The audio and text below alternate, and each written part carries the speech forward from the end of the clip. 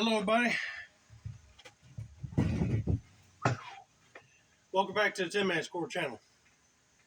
I'm your host, Jeffrey Tinman Taylor, and you're probably thinking, why do I have these different tools and other implements on this table? Well, as you guys recall, I made a short about what weapon would you pick to survive with during the zombie apocalypse. Well, this is my top 5 right here.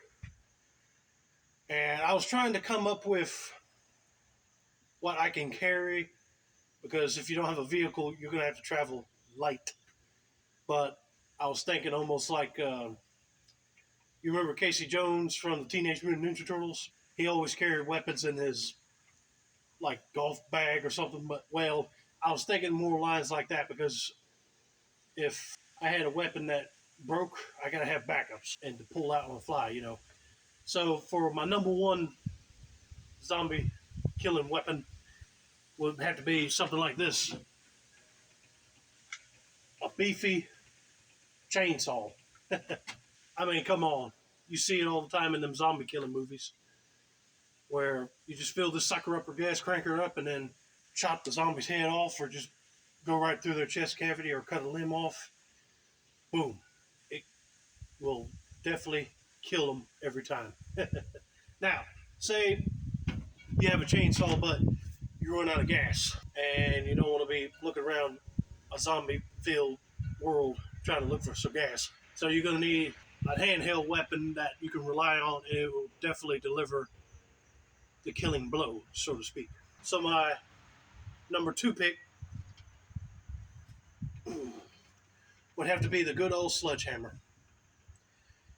Because imagine you could carry this thing with you, or if you're riding around in a vehicle, you could just pull this sucker out, and if you see a zombie coming towards you, you just take this bad boy, swing it right at their knees and bust their kneecaps, or lift the sucker up over your head and whack them into their craniums, and boom, a lot of brain juice will be flying, that's for sure.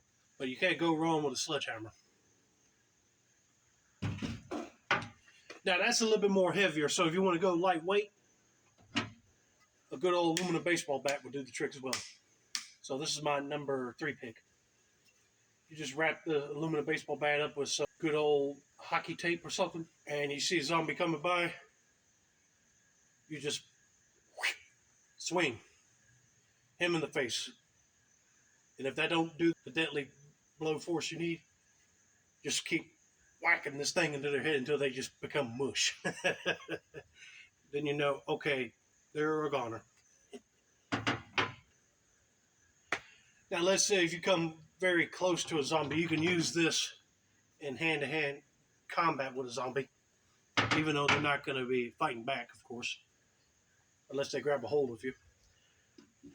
Before that happens, my number 4 pick, I will go with a machete, because you could just like sharpen these suckers up and just cut off their limbs and go slice their neck, or chop into their neck through the shoulder and just decapitate them.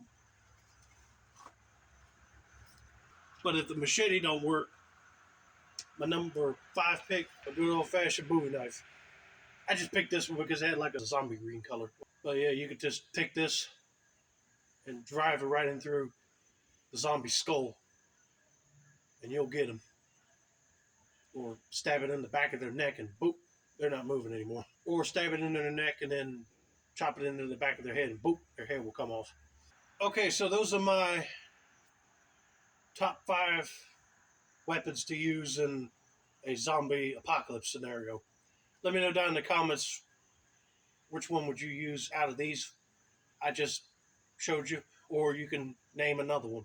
But I'd also like to thank Cowboy C-Bob, if he's watching this, from the KTV Knife Television channel. He made a video about his machetes that he would use in the zombie apocalypse. So I'd like to thank him personally for inspiring me to do this, basically. So that's going to be it for now. Don't forget to like, subscribe, turn on post notifications for more weapon content like this.